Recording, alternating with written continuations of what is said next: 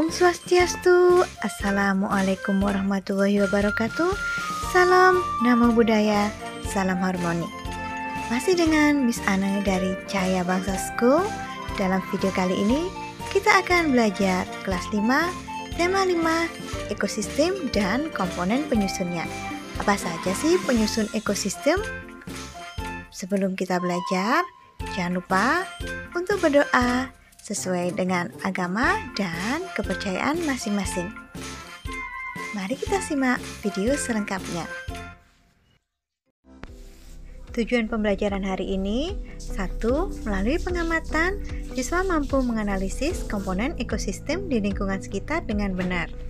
Yang kedua, dengan membuat bagan, siswa mampu menggolongkan hewan berdasarkan jenis makanannya secara benar.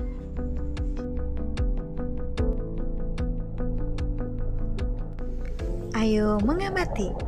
Coba perhatikan video ini. Apa saja yang dapat kalian lihat? Dan di mana tepatnya ya? Iya, benar sekali. Ini adalah samudra lautan. Di sini ada anemon dan ikan badut. Apa yang terjadi jika lautan kotor dan tercemar ya? Laut, anemon, dan ikan badut merupakan hubungan yang saling mempengaruhi. Jika salah satu tidak berfungsi dengan baik, maka akan terpengaruh dengan spesies lainnya.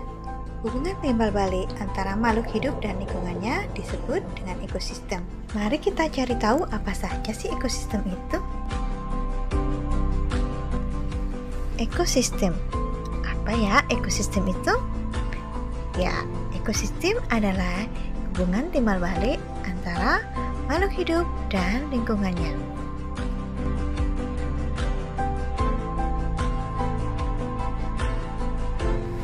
Komponen penyusun ekosistem ada dua, yaitu abiotik dan biotik. Abiotik berarti makhluk tak hidup. Contohnya abiotik ada sinar matahari, suhu, air, dan tanah.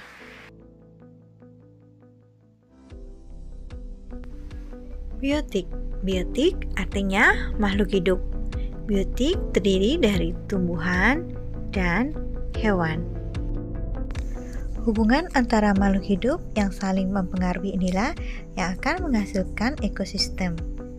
Dalam lingkungan ekosistem terdapat hubungan antara rantai makanan yang saling terkait. Hal ini dimulai dari produsen. Siapakah yang berperan sebagai produsen? Tumbuhan hijau disebut autotrof atau produsen. Kenapa ya tumbuhan hijau disebut autotrof atau produsen? Tumbuhan hijau dapat menghasilkan makanan sendiri. Bagaimana cara tumbuhan hijau menghasilkan makanan sendiri? Apakah tumbuhan bisa masak? Tumbuhan hijau dapat menghasilkan makanan sendiri dengan proses fotosintesis. Proses fotosintesis terjadi dengan bantuan cahaya matahari, air, dan karbon dioksida. Dari hasil fotosintesis, tumbuhan menghasilkan glukosa dan oksigen. Gula atau glukosa bisa digunakan langsung oleh tumbuhan atau disimpan di bagian lain seperti buah. Nah, buah inilah yang biasa kita konsumsi. Selain buah, hasil fotosintesis lainnya adalah oksigen. Oksigen merupakan udara yang kita hirup sehari-hari. Itulah sebabnya mengapa pohon disebut sebagai paru-paru dunia, karena pohon menghasilkan oksigen. Itulah sebabnya mengapa fotosintesis sangatlah penting.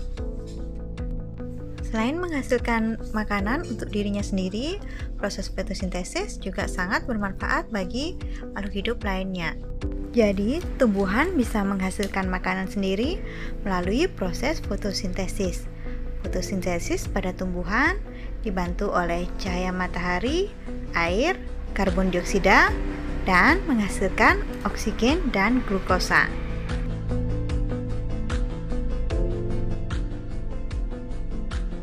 Pengelompokan makhluk hidup berdasarkan jenis makanannya. Yang pertama adalah herbivora.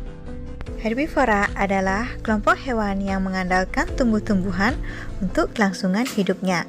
Tumbuhan yang dimaksud di sini juga beragam, mulai dari rumput, kulit pohon, semak belukar, sayur-sayuran, buah-buahan, biji-bijian, hingga kacang-kacangan. Ciri hewan herbivora tidak dilengkapi gigi taring, namun memiliki gigi seri untuk memotong makanan dan gigi geraham yang lebar untuk menghaluskannya. Berikut ini susunan gigi hewan herbivora.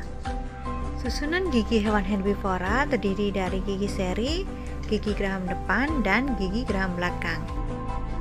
Beberapa contoh kelompok hewan herbivora adalah sapi, kerbau, kelinci, tupai, dan lain-lain. Karnivora.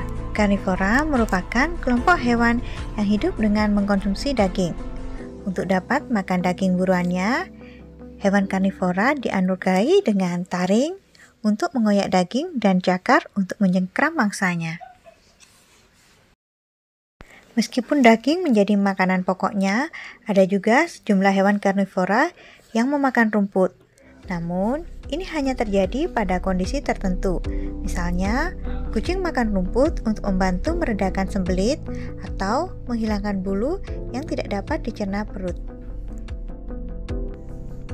Beberapa contoh hewan karnivora antara lain singa, harimau, kucing, elang, buaya, dan masih banyak lainnya. Omnivora. Omnivora dijuluki pemakan segalanya. Pemakan segalanya dalam hal ini, kelompok hewan omnivora bisa makan daging ataupun tumbuhan. Kelompok hewan omnivora memiliki banyak keuntungan karena memiliki pilihan makanan yang lebih beragam. Ketika tumbuhan langka, kelompok ini bisa beralih ke daging-dagingan. Dan begitu pula sebaliknya, jika daging langka, kelompok hewan omnivora bisa beralih ke tumbuhan sebagai alternatif makanannya. Beberapa contoh kelompok hewan omnivora antara lain bebek, ayam, kera, babi, dan lain-lain. Tempat tinggal dari makhluk hidup disebut dengan habitat. Habitat makhluk hidup ada di darat dan ada juga yang di air. Ada banyak makhluk hidup yang tumbuh dan berkembang secara berdampingan. Hubungan antar makhluk hidup yang saling mempengaruhi ini akan menghasilkan ekosistem. Dalam lingkungan ekosistem terdapat hubungan antara rantai makanan yang saling terkait. Rantai makanan adalah urutan letak makhluk hidup dalam mendapat makanan yang mereka butuhkan untuk bertahan hidup dalam suatu ekosistem. Berikut ini adalah contoh rantai makanan di darat. Padi sebagai produsen, belalang sebagai konsumen primer, katak sebagai konsumen sekunder, ular sebagai konsumen tersier, dan jamur sebagai dekomposer. Dekomposer disebut juga dengan pengurai. Dekomposer atau pengurai mempunyai peranan yang sangat penting dalam ekosistem. Dekomposer mengurai sisa makhluk hidup menjadi bagian yang sangat kecil sehingga menjadi tanah yang subur. Tanah yang subur inilah yang akan menjadi tempat tinggal produsen. Dan begitulah seterusnya rantai makanan dapat terjadi.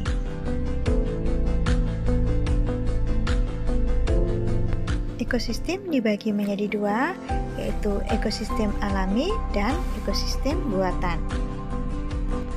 Ekosistem alam terjadi karena pengaruh alam sekitar, bukan karena campur tangan manusia. Contoh ekosistem alami antara lain ada laut, sungai, hutan, dan gurun.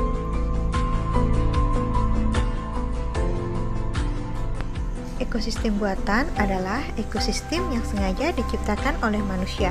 Contoh ekosistem buatan ada sawah, waduk, bendungan, dan masih banyak lainnya.